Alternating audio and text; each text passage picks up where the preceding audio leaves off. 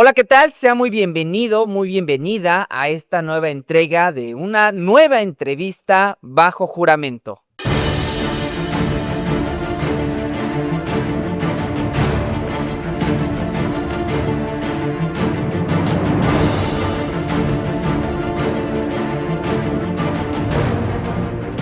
Bueno, pues usted sabe que desde el soberano y un servidor tiene todo el compromiso de llevarle los mejores perfiles, de entrevistar a las personas que compiten para, pues, por supuesto, integrar el nuevo poder judicial. Ya en los próximos días se dará esta histórica elección y para ello hemos convocado al candidato Eduardo Santillán Pérez, quien es el número 60 en la boleta, pues sí, para integrar lo que será la nueva Suprema Corte de Justicia de la Nación. Eduardo, bienvenido. Muchas gracias, te agradezco mucho y además pues en esta gran pasarela de candidaturas a la Suprema Corte de Justicia de la Nación, en un ejercicio extraordinario, inédito, con mucho entusiasmo. Ya estamos a pues unos cuantos días ya de que concluyan estas campañas express Sí. y con el ánimo a todo lo que da. Normalmente empiezo y termino como empiezo, y la primer pregunta que hago es, ¿para qué quieres ser ministro de la Suprema Corte?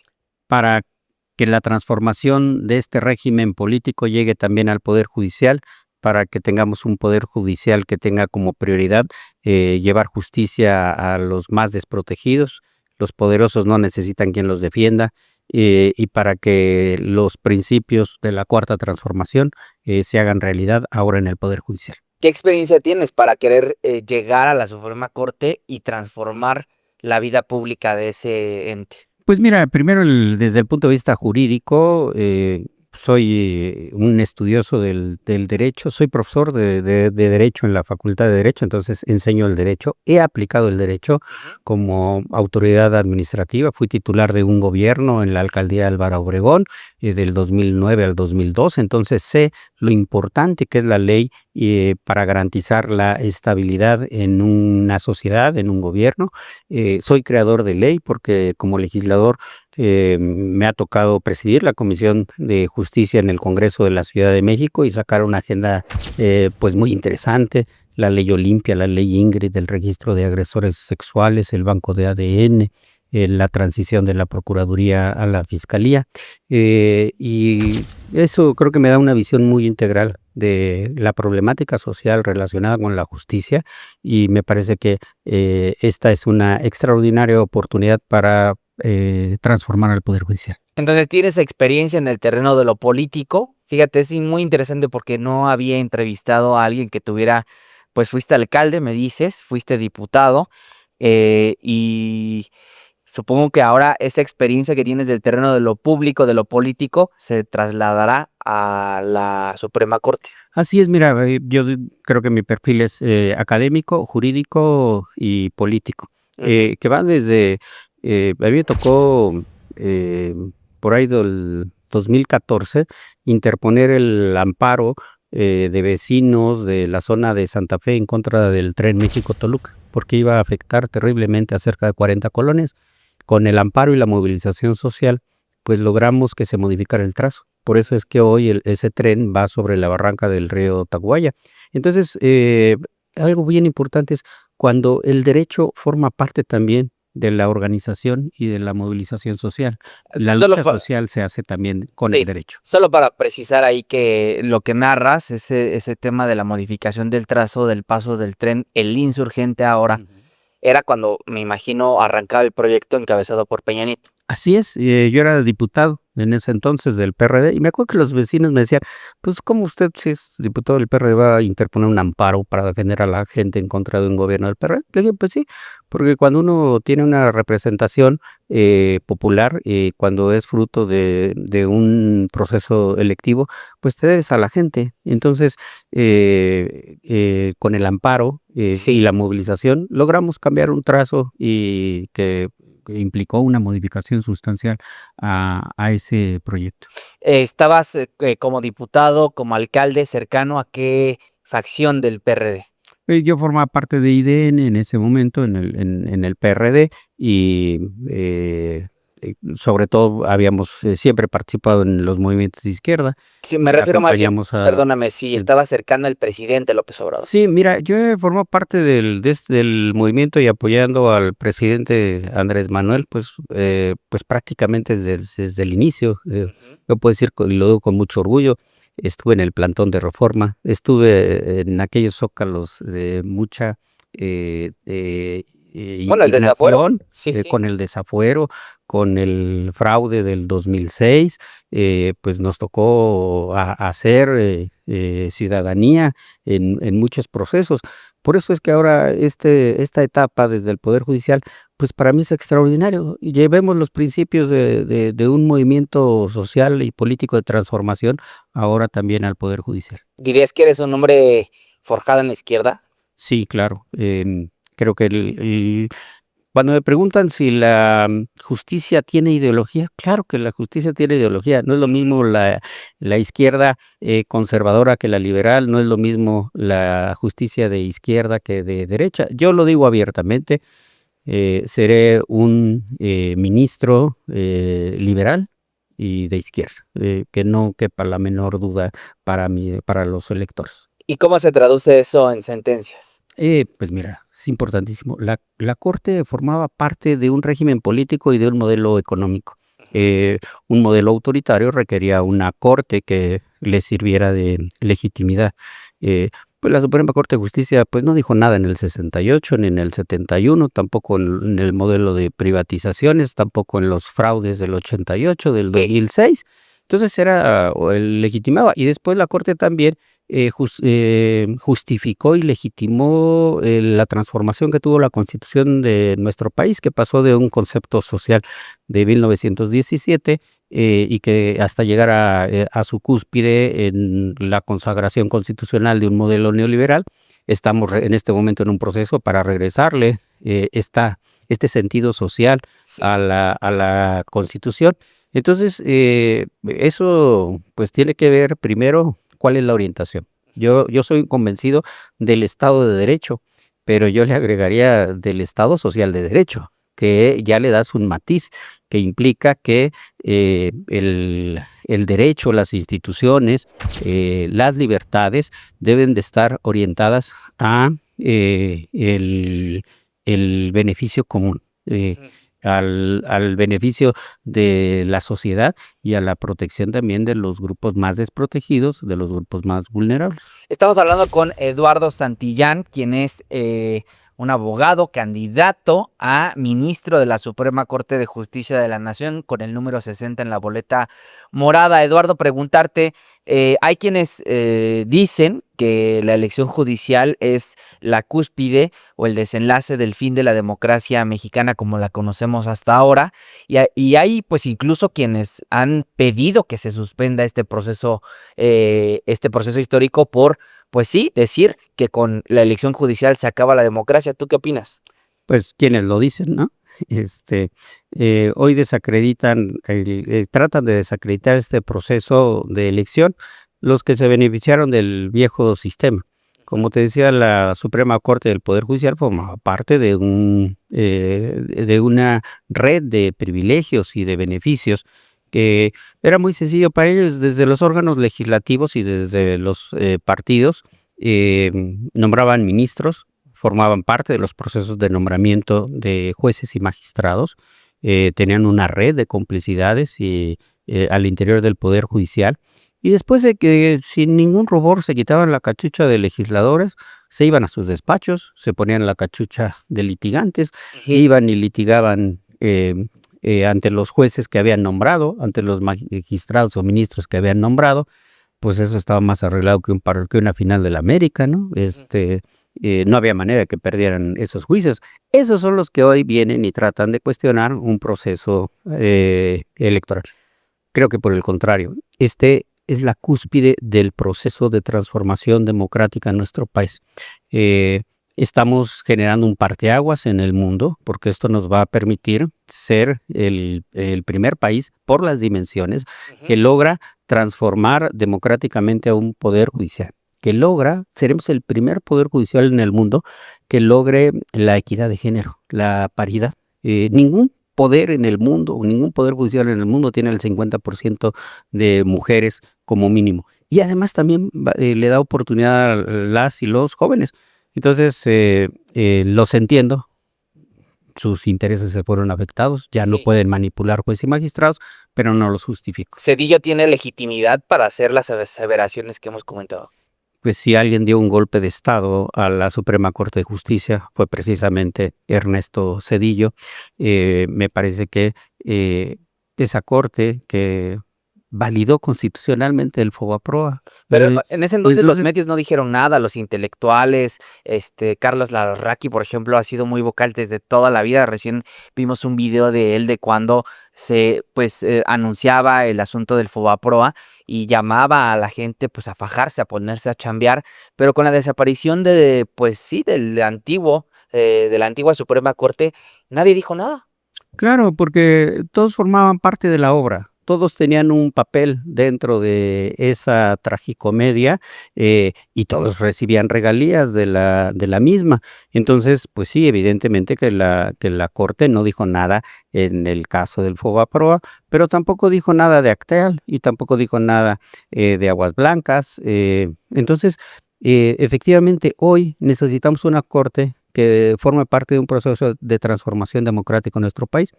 Yo considero que no debe de haber ni subordinación ni confrontación, tiene que haber colaboración. Para mí hay dos tipos, la Corte es el principal árbitro cuando hay conflicto entre poderes, y hay dos tipos de referees: el referee de box, que es técnico, pulcro, cuenta bien, no se voltea, cuida que no haya golpes bajos, y el referee de la lucha libre, el que agarra partido, el que se voltea, el que cuenta mal, el que forma parte del show. La última etapa de la Corte fue la de un referee de la lucha libre. Necesitamos regresarle la dignidad a la Suprema Corte de Justicia, que actúe como un auténtico órgano de Estado, que la gente, lo que yo escucho es la gente no quiere ver conflictuados a los poderes, porque hasta donde entiendo yo, como dice la Constitución, todo poder público dimana del pueblo y se instituye para beneficio de éste. Ujú. Y el pueblo ejerce por los poderes públicos su soberanía. Sí. Entonces, el propósito de los tres poderes tiene que ser el mismo, y entonces a mí me parece que la última etapa de la Corte fue verdaderamente deplorable, tratando de invalidar o de sustituir la representación nacional que tiene el Congreso, o tratando de ser una oposición política y poniendo obstáculos al ejercicio de un gobierno legítimamente electo. Ya llegaremos a ese punto. Candidato, estamos hablando con Eduardo Santillán Pérez, quien es candidato a ministro de la Suprema Corte de Justicia de la Nación, con el número 60 en la boleta morada. Abogado, preguntarte, justamente hablando del tema de corrupción de técnicos y rudos, si se equipara con la Claro. lucha libre, pues nosotros salimos el 1 de junio para terminar con la corrupción que emana del Poder Judicial. Cuando votamos por la presidenta Claudia Sheinbaum, votábamos también por su proyecto de nación y se incorporaba pues esta elección judicial a la que ahora estamos convocados el 1 de junio. ¿Qué hacer? ¿Qué harás si llegas a ser ministro desde tu trinchera? ¿Qué harás con la corrupción del Poder Judicial? Pues mira, tenemos que acabar con una casta dorada que precisamente como su función era legitimar, le iba bien a esa casta dorada, porque esa casta dorada acumuló con el tiempo privilegios, lujos, excesos. Nadie se volteaba hacia el Poder Judicial. Entonces, ¿qué es lo que tenemos que hacer? Primero, cuando me preguntan qué le hace falta a los ministros de la Corte, pues yo digo que les hace falta barrio, les hace falta el contacto con la realidad, entender la problemática. Cuando hoy platico con candidatos que vienen del Poder Judicial y me dicen que les sorprende lo que ven en la calle, digo, a mí me sorprende que a alguien le sorprenda la realidad, ¿no? Porque lo único que refleja es la lejanía que Sí. tenía el Poder Judicial cuando se sorprenden de lo cotidiano. ¿Qué es lo que, por ejemplo, yo lamento mucho que una institución muy noble, como lo es el amparo, si Manuel Crescencio Rejón, el padre del amparo, viviera, se volvería a morir, porque él diseñó el amparo como un instrumento, un jurídico, que sirviera a los más desprotegidos para evitar el abuso de los poderosos a través de la protección del Estado. ¿Cómo? A ver, los amparos sirven para liberar delincuentes. Es que en eso terminó precisamente. Por eso digo que se volvería a morir Manuel Crescencio Rejón, porque el amparo se convirtió en un artículo de lujo. Que solamente accede un determinado sector, y entonces tenemos una paradoja de nuestro sistema de justicia. Muchas personas en la cárcel que son inocentes y que simplemente no pudieron pagar un abogado y no pudieron pagar un amparo, porque el amparo es un artículo de lujo. Y una serie de malandros que pudieron pagar amparos o grandes despachos, y ya ni hablemos de la delincuencia de cuello blanco, ¿no? Que utilizan el amparo para ese propósito. Me parece una verdadera aberración. Tenemos que regresarle al amparo su naturaleza social. Es un instrumento poderosísimo, pero ¿Cuesta mucho contratar el servicio de un amparo o de un abogado que te haga un amparo? ¿qué es lo que sucede? Que se vuelve un instrumento sumamente técnico, en donde pues los abogados especialistas en amparos son los abogados que más cobran, que pues imagínate tú, para una persona que está acusada de un robo sin violencia, que de repente tenga que pagar 100,000 o 200,000 pesos por un amparo, pues no hay manera. Mientras que para un malandro decir, pues, con un amparo de 500,000 pesos o de 1,000,000 de pesos, alguien puede salir, pues es verdaderamente lamentable. Porque además el amparo se utilizó, que me parece que es otra de las aberraciones. Pues el juez dice, mira, pues es muy padre desde un escritor estar haciendo un checklist. Oye, pues fíjate que aquí dicen que al malandro lo agarraron a las 8:50 y no es cierto, fue a las 9. Va para afuera. Esa es la puerta giratoria que tenemos que acabar. Pero me infiero que también es costoso porque no solo es, pues, ¿en qué lo imprimen? ¿En hojas de plata o cómo está el asunto? ¿Por qué es costoso? ¿Por qué es costoso? Porque se va volviendo una cadena. ¿No será que no también queda. es para pagar, pues, no sé, las copias del juez, las copias del secretario, o es muy sencillo? Mira, tenemos, bueno, nuestra Constitución dice que el servicio público de justicia es un servicio gratuito. Ujú. Sin embargo, no es gratuito para la gente. Es muy difícil acceder a una defensa.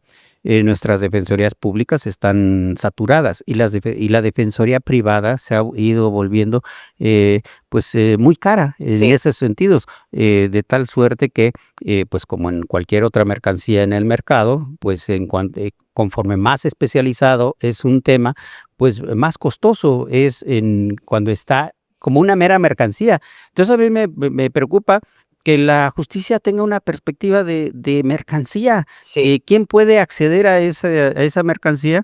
Yo digo, es una mercancía que se convirtió en un artículo de lujo. Cuando el amparo se utiliza bien, perdóneme, abogado, cuando el amparo se utiliza para los efectos que fue creado, que es justamente proteger a la persona usuaria del mismo de actos de autoridad, yo entendía hacia el amparo, ¿no? Que suspende actos de la Sí. autoridad.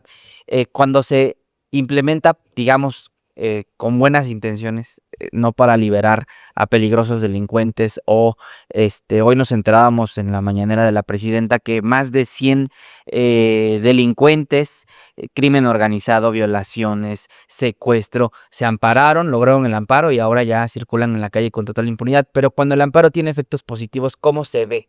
Yo te diría, un amparo puede permitir que una persona con discapacidad pueda casarse, por ejemplo. Con discapacidad mental puede ejercer libremente. Hay casos en donde se le negó a personas con discapacidad mental la posibilidad de casarse o de que pudieran realizar toda una serie de actos jurídicos. El amparo le dice, no, a ver, una persona con discapacidad puede tomar decisiones, claro que puede puede escoger una pareja o puede casarse. Eso es el amparo, proteger precisamente a los sectores más desprotegidos. Yo creo que si nosotros regresamos al amparo, si por ejemplo la Suprema Corte, le gustaba a la Suprema Corte atraer los casos de los machuchones, ¿no? Fiscales o de grandes temas. ¿Por qué no atraer los temas significativos en materia de derechos humanos? Creo que esos son los temas que hay que que hay que visibilizar, que hay que atender. Entonces, por eso yo creo que el amparo y mucho más la Corte tiene una función fundamental, que es la de proteger las garantías, proteger los derechos y las libertades de las personas. Qué interesante, no habíamos hablado de amparo, fíjese, a lo largo de estas entrevistas que hemos hecho, no habíamos hablado de los efectos del amparo en sentido positivo, más bien creo que tenemos de forma colectiva, por lo que nos hemos enterado a lo largo de este sexenio, que el amparo es sinónimo de sabadazo. Ahora, hablemos un poco justamente sobre el tema de la impunidad, porque en el marco de la reforma, en el marco de la discusión de la reforma, hubo quien avaló, por supuesto, un paro ilegal de labores, paro ilegal que suspendió plazos y que afectó a toda persona que no tuviera un caso considerado urgente. Eso para mí es violatorio de derechos humanos porque pues a mí no me importa si consideras o no que es urgente, tengo el derecho humano de acceder a la justicia, cosa que se suspendió, cosa que no, que se canceló en ese momento, en esa discusión. No solo se permitió, sino que quien debió de haber garantizado los derechos humanos de las personas usuarias de los servicios de justicia del Estado mexicano, pues participaba. No solo lo avaló desde el Consejo de la Judicatura, participaba en las marchas, en las manifestaciones en contra de la reforma al Poder Judicial. Y ahora me refiero, por supuesto, a Norma Piña, pues todo parece indicar que se va a ir a su casa con sus haberes de retiro sin que, pues, cuando menos se le ponga una amonestación pública de, pues intentaste cambiar el criterio de 8 a 6 para declarar inconstitucional esta reforma, abogado, que, bueno, hoy nos tiene convocados el 1 de junio. ¿Qué hacer con la impunidad del Poder Judicial como ministro de la Suprema Corte? Y mi segunda pregunta sería, ¿qué hacer con Norma Piña? Mira, yo te diría, puede ser que la justicia humana sea falible, la justicia divina no, y la justicia del pueblo tampoco. Me parece que el pueblo ha emitido su veredicto ya con muchos de los actores que participaron en este proceso, y ese me parece que es una de las grandes ventajas de este proceso, que lo que antes no era visible, hoy lo es. Yo lamento mucho que el caso de Norma Piña, porque optó por ser una oposición política en lugar de ser un órgano del Estado. He de reconocer que a veces es mejor oposición que algunos actores o algunos partidos políticos, ¿verdad? De hecho, una oposición formidables. Por supuesto, yo creo que ahí deberían de aprovechar La formidable que fuimos a una reforma. Claro, entonces me parece que ¿Esa Norma Piña militando en algún partido político? no lo sé. Yo creo que ahí los partidos políticos son quienes deben de valorar si aprovechan su talento, ¿no? Como oposición. Hay casos, está Santiago Krill, que fue Por supuesto. consejero del INE, Lorenzo Córdoba, Edmundo Jacobo, que ahora milita, bueno, por lo menos Lorenzo fue uno de los oradores más destacados de la Marea Rosa, que hoy pretende hacerse partido político. Edmundo Jacobo, secretario ejecutivo, es uno de los dirigentes de la Marea de Somos MX. Pues yo no descartaría, no sé si tú lo haces, a Norma Piña en un partido político eventualmente. Pues mira, yo sí digo fuera máscaras, o sea, bienvenida a la transparencia. Y yo te diría, hasta se vale, claro, me parece que, claro que se puede tener una opción política. Lo que no me parece que sea adecuado es utilizar un órgano del Estado con esa trascendencia, con esa importancia para hacer política, ¿no? Debería de ser sancionada.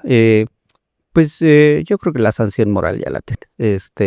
Jurídicamente habría que revisar si hay algún elemento. Sí. No lo veo fácil, que desde un punto de vista jurídico pudiera darse. Yo creo que sí puede revisarse cuál fue la actuación en términos jurídicos de la Suprema Corte de Justicia ante el paro de labores, porque no se reconoce, la Constitución no reconoce, por ejemplo, el derecho de huelga en los servicios de justicia, ¿no? Incluso pongamos el ejemplo en el caso de los bomberos, en el caso de los servicios de salud, se tiene que garantizar la prestación del servicio. Entonces, tienen modalidades distintas a la de cualquier huelga o a la de cualquier paro. No existe la figura de huelga en el También Poder los servidores Judicial, ¿no? públicos del INE, del Tribunal Electoral, ellos no tienen ese derecho. Sí, claro, no se tiene ese derecho precisamente porque tienen un papel fundamental dentro del funcionamiento del Estado mexicano. Pero Pero existe la narración de un expediente, mi querido abogado. este, Habrá que ver quién lo redacta y aquí convocamos a un abogado, porque tú vas a ser ministro de la sí, Suprema Corte. y ¿Sí? creo que puede plantearse, pues evidentemente, temas interesantes desde el punto de vista evidentemente jurídico. Ujú. Eh, entonces, yo creo que son los nuevos tiempos, y yo creo en los nuevos tiempos, antes se cuidaban mucho las formas, ¿no? Antes ningún poder hablaba del otro, ningún poder criticaba al otro, no se visibilizaba, se trataban muy bien, de manera muy cortés, aparecían en todas las fotos, pero en el fondo había una enorme subordinación, ¿no? Pura hipocresía. Exacto, una doble cara.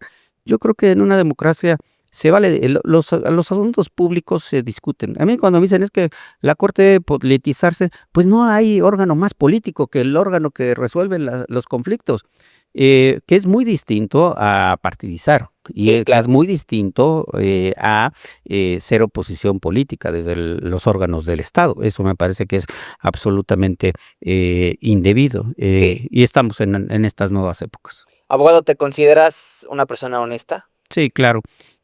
Algo que me gusta de este proceso es que te hacen una revisión de pies a cabeza, ¿Y qué te te han revisan dictado? absolutamente. Mira, nunca he sido, ya no digamos sancionado de nada, nunca he sido acusado absolutamente de nada.